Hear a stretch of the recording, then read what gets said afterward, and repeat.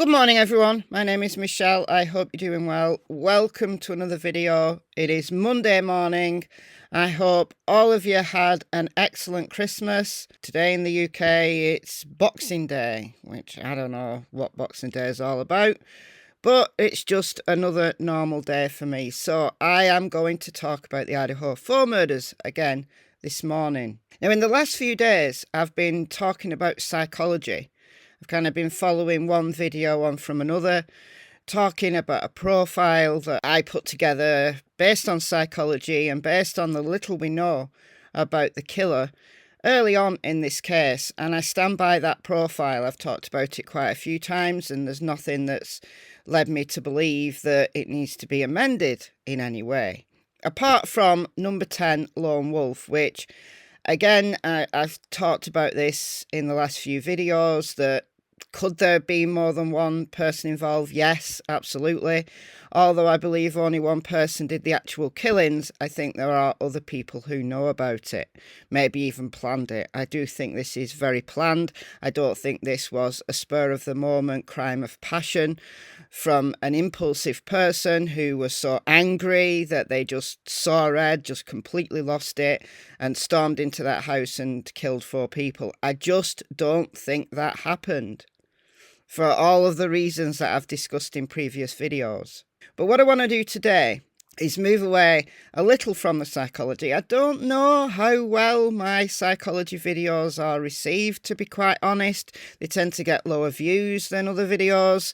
Maybe the titles don't draw people in. I don't know. But I think psychology, looking at a potential profile and looking at what psychology can tell us about a potential killer who would go into a house, like take a huge risk, go into a house and stab 4 people to death. That person has got a very particular set of psychological traits, personality-wise, attitudinally, and I think psychology is the key to this case. But again, I don't know how well my psychology videos are received. So what I want to do in this video is pick up some of the news that has come out over the last few days that I haven't personally talked about. Other people have, but I just want to give you my take on these things that have come out. So this was published on Christmas Eve, 2 days ago, and this is about Jack D. So this is Kaylee's ex-boyfriend. And I know a lot of people have talked about Jack. A lot of people absolutely think he's the killer because he's Kaylee's ex. And just for the fact that he's an ex-boyfriend draws up some red flags. And it does. It does initially. Kaylee ended it. If you think about the animosity, if you think about the anger that might have caused, yeah, it's a red flag. Now, police very early on in the case said they weren't interested in Jack D. They didn't think he played any part in the killings. However, it doesn't stop people talking about it, blaming him, think the cops are wrong, etc., etc. I'll give you my opinion on this at the end, but let's read through what this article says. So, Vilified, ex-boyfriend of slain Idaho student Kaylee Goncalves, is devastated, and his family have spoken out about how devastated he is. So, they've broken the silence on behalf of him. So, the man, once considered a person of interest in the murder of his ex-girlfriend and 3 other University of Idaho students, is crushed. He lost the love of his life, and devastated that some consider him a suspect in the slaughter, a family member told the Post. Speaking publicly for the first time, Brooke Miller said her nephew, Jack D., is currently surrounded by family and friends as he grieves Kaylee's murder.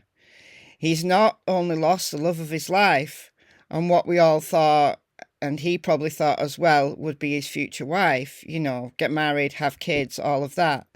But also half of America thinks he could be responsible for the heinous killings. Jack, 22, and Kaylee, 21, had been dating for 5 years when she broke things off with him just 3 weeks before she was murdered. So yeah, it's a red flag, isn't it? that she broke the relationship off after 5 years. Now, Kaylee's family have continued to support Jack.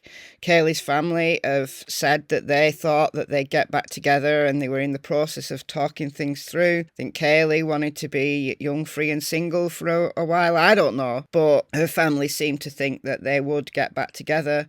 And here we've got Jack's aunt saying the same thing. Obviously he was sad, but they were still friends, said the aunt, who would only say that Kaylee was planning to move away and the split was amicable. So it could be that she broke it off with Jack because she got this job. She knew she was going to be moving away. Maybe she didn't want a long distance relationship. Maybe it was kind of an unwritten thing that they'd get back together eventually. Maybe when Jack finished his studies, maybe he was going to move to Texas with Kaylee. Who knows what the plans were? But I understand. I understand how this could be a red flag. So Jack, who is a mechanical engineering major at the university, was initially considered a person of interest in the November 13th murder of Kaylee, her 2 roommates, Maddie, Xana, and Xana's boyfriend, Ethan. In the hours before their deaths, Kaylee and Maddie tried to call Jack a total of 10 times, but he didn't answer, and he said he was asleep. Police in Moscow later said that they looked into and cleared the phone calls, and on November 23rd declared Jack was no longer considered a suspect. Detectives do not believe the male Kaylee and Maddie attempted to contact numerous times on November 13th is involved in this crime, Moscow police wrote on Facebook. But many internet sleuths have pointed the finger at Jack as the killer anyway. In a YouTube video posted by the account Reporter Room on Thursday, the host pointed out Jack's red flags in regard to the case, noting that he and Kaylee had recently broken up and that the dog they bought as a couple did not alert to an intruder and was not harmed. Well, it has been stated by the police that Murphy, looks like a golden doodle or a labradoodle, he was not much more than a puppy and he was in another room. I think he was probably in Kaylee's room. Maybe that's where he normally slept. And he's so used to potentially hundreds of people coming through in his short life. He's probably met hundreds of people coming in that house, you know, making noise, screaming, partying, loud music. He's used to all of those noises. So a stranger coming in isn't going to make him bark, is it? Especially if he's in another room and he's not actually witnessing what was happening. But not an aggressive dog at all. He's been socialised around many, many strangers. So in those circumstances, he's not going to bark. And even if he did bark, who would hear him? Because the only people in the house were the surviving roommates. And maybe if Murphy was a barker, let's just imagine that Murphy was a barker, maybe they'd sleep through barking. But he wasn't a barker. Kaylee's family have said that Murphy wasn't a barker. He was just so used to people. So I don't think that means anything whatsoever. I think the people who are saying, well, Murphy didn't bark, we don't know Murphy didn't bark. But if he didn't bark, so what? And he wasn't harmed because the killer probably didn't see him. If he was in another room, he probably didn't see him. But as mentioned, Kaylee's plan to relocate, this Reporter Room said, we all know the most dangerous time for a woman is when she's trying to leave.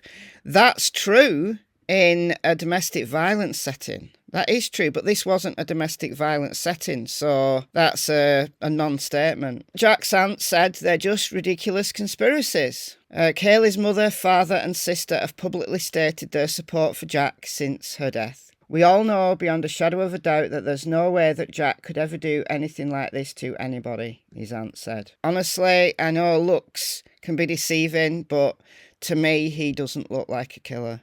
To me, he really does not look like a killer. Honestly, I can't see it. Jack now owns the fluffy golden pooch Murphy, who he and Kaylee had bought as a couple. The dog, who lived with Kaylee, was found unscathed at the crime scene by police and initially turned over to animal services. Jack is struggling at the thought of returning to the University of Idaho. It's hard for him to be going back to Moscow because his life there was very involved with Kaylee. The very last thing that this family wants to happen is for it to become a cold case, said Jack's aunt. Now, Kaylee's family have been appearing with their lawyer and they're not going to talk without the presence of the lawyer. I think that's a good thing. I think sometimes Steve Goncalves says a little bit more than he should. But he's angry and he's upset, and nobody can blame him for that. I think there's been a lot of focus on Kaylee and Maddie because of the calls to Jack. But I think, honestly, in my opinion, just theoretically speaking, I'm looking more closely at the associates of Ethan and Xana than Kaylee and Maddie. That's just me. That's my opinion. And I can't see Jack D as the killer. I really can't. There'd have to be a lot more to convince me that the police had got it wrong. A lot more to convince me. The fact that he was an ex-boyfriend, yes, initially a red flag. But if this wasn't a domestic violence relationship, so what? If she was planning to leave, if she broke it off because she was planning to leave, doesn't mean to say it turned him into a malicious killer who didn't only kill her, but also killed 3 other people who weren't involved whatsoever in this relationship. Now, you could conceivably think he might have killed Maddie, but I just don't see it. I'm sorry, guys. For those of you who are convinced Jack D is the killer, I really don't think so. In my opinion, I really do not think so.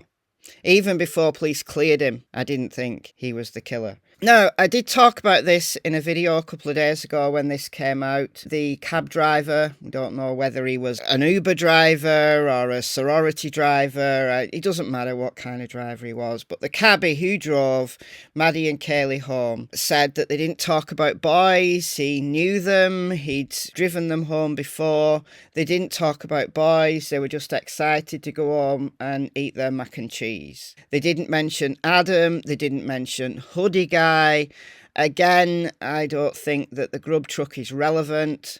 I don't think Hoodie Guy's relevant. I don't think all this talk about Maddie telling Adam everything is relevant. I think people just latch onto certain names. When a name comes out, everybody jumps on it. And it's not good investigative practice. It really isn't. However, that's what the internet does. So I guess so be it. But some people have questioned the driver, questioned the truth about what the driver said. Now, the driver picked Kaylee and Maddie up between 1:40 and 1:45. We know from Kaylee's family that they got home at 1:56, which makes sense. But then the driver, who has been cleared by the police, said when he learnt the identities of the students who'd been murdered, so he found this out on the Monday, he went to the police and handed over his digital data and a time-stamped receipt from the Taco Bell where he headed after dropping the students off at home. Now, people have said Taco Bell would have been closed. So if he dropped them off at 1:56, then the Taco Bell in Moscow closes at 1 a.m. Now, this is the Taco Bell in Moscow, and there is only one in Moscow. These are the drive-through hours and then the dining hours. Presumably went through the drive-through. Now, this is misleading because this is this week's, and I think because it's Christmas, then that would have been Christmas Eve, and it closed at 6, and then it was closed Christmas Day. Normally, it would be open every day, and I would imagine that the normal opening hours for Saturdays would be the same as Fridays, so 1 a.m.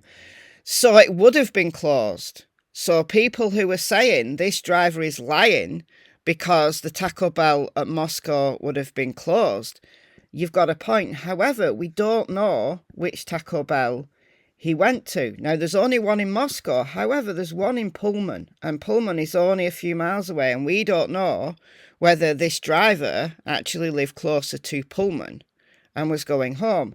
And again, we have to take out the fact that it's closing at 6 this week because it's Christmas Eve and then Christmas Day. But look, every day it closes at 2:30 a.m. So I think if this driver went to Taco Bell in Pullman rather than Taco Bell in Moscow, then he's not lying. And the police are not going to look at a receipt and say, oh yeah, that's fine, without checking out when these places close. So I think that the driver went to a different Taco Bell, and that is why he said he showed the police his Taco Bell receipt. So I think there's an easy explanation to that discrepancy. I don't think it's a discrepancy at all. I think the driver just went to a different Taco Bell than the one in Moscow. Let me know what you think about all of this in the comments below. I've been Michelle. I hope you're well. I'll see you in the next video. It's goodbye from Miss Tillington and Miss Cassie Springer. Bye, guys.